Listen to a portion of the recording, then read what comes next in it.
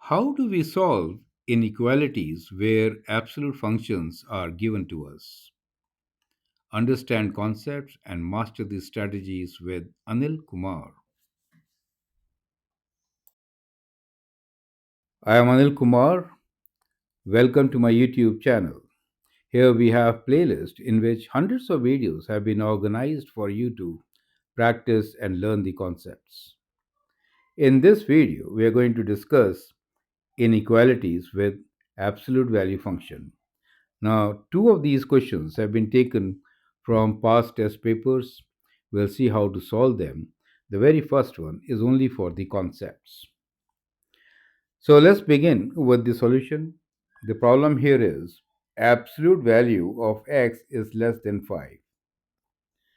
Now, how is the absolute value defined?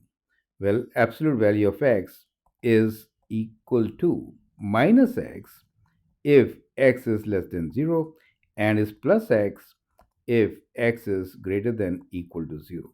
Now, this helps in solving the inequality. So, normally, how we do it is that we divide our interval into a space which is either less than 0 or greater than equal to 0, right? And the condition here is and, so the inequality should be true for both of them. So, if it is less than equal to 0, the question which was absolute value of x less than 5, less than 0 means absolute value of x is minus x, correct? So, minus x is less than 5. Now, we'll multiply by negative and we get x is greater than minus 5. So, that is the result which we get on the left side of 0. On the right side, absolute value of x less than 5 remains as x as less than 5. So we get that solution. Now, if you look at it on a number line, then what do you notice? Well, the solution here is that if this is 0, then when x is negative, in that case, the solution is x greater than minus 5. So from minus 5, it is greater than, so that means it is this, correct?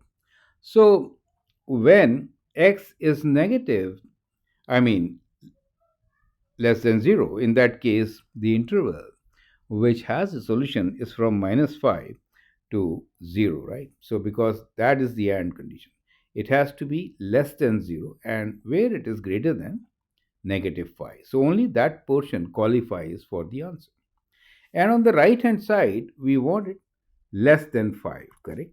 So if this is 5, then the two conditions are x is greater than equal to 0 and x is less than 5. So that means this region 0 to 5 qualifies. So for the given inequality, what we have as a solution is the interval from minus 5 to plus 5. Both are not included. Do you see? So we'll have an open circle here, right? And everything in between becomes the solution. Perfect. And so we have the solution on the interval shown here on a number line, right? You could also write the solution as between minus 5 to 5, where minus 5 and 5 are not included, right? So this was a method of splitting the absolute value function by its definition and then solving. Now, I'll show you a very interesting technique to do this in a much better and faster way. So, I'll take a part C first. It looks more difficult. Only reason why I'm taking that is I'll be working on less than, right? So, you see, in part C, the question here is absolute value of 2x plus 1 is less than 11. Now, whenever we talk about absolute value, less than means within, right? So, less than means within. You understand? Within what? Within minus 11 and plus 11. You understand? So that means this 2x plus 1 is greater than minus 11 but less than 11. That is the meaning of absolute value function less than some value. Means within that region, it could be left side or right side. You get the whole idea. So left side will be minus 11. So that becomes our inequality. So it translates into a double inequality. You get the whole idea. So if you translate absolute value of x less than 5 into a double inequality, you straight away get the answer even without doing all the steps which I had shown you. You get the idea, right? Perfect. Now, here, let's take away 1. So, we said 11 minus 1 is less than 2x plus 1 minus 1, right? Less than 11 minus 1. So, that gives you minus 12 less than 2x, which is less than 10 dividing by 2. We get minus 6x, and this we get as 5, correct? So you see, the operations performed are take away 1 from both the sides, right? So minus 11 minus 1 becomes minus 12, and 11 minus 1 is 10. Now you divide by 2, we get minus 6 and 5, and therefore the interval here in this case is from minus 6 to 5. Perfect. On a number line, you can surely show it kind of like this, that it is within minus 6 and 5, both are not included. Now, another important thing which I want to tell you at this stage is a zero test method. Now, zero test, I should say method, or I should say check. Your answer should be checked if the value of x does it lie within the solution. So in our case 0 is a part of solution.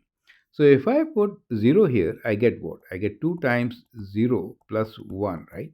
Which is 1, right? So we know that 1 is less than 11. So that means 0 is a part of solution. So very fast check, we know the answer is perfectly fine since it also passed the 0 check. Perfect. Now let's do part B, where we're talking about absolute value of x minus 2 is greater than equal to 5. What does that mean? Very important issue. Greater than 5 means away from 5 as well as minus 5, correct? So it really means two things. It means that x minus 2, right, is less than equal to minus 5, or x minus 2 is greater than equal to 5. You see that? That's what it means, away from. So we call this as away from,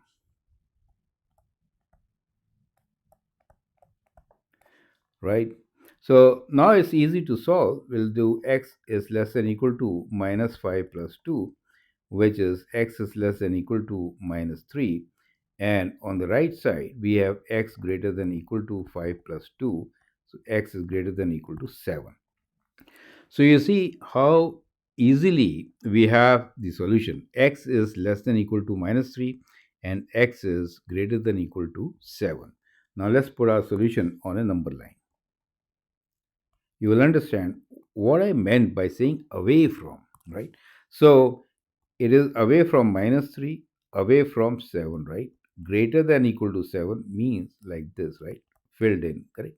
And from here, less than equal to minus 3, filled in. And do you see? It is away from, perfect.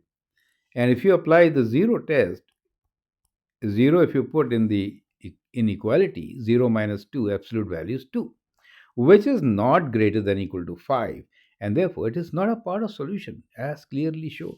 The only part of solution is away from right side of 7 and left side of minus 3. 0 is not a part of solution, and therefore using 0 test we could check that our answer is perfect. Do you see that?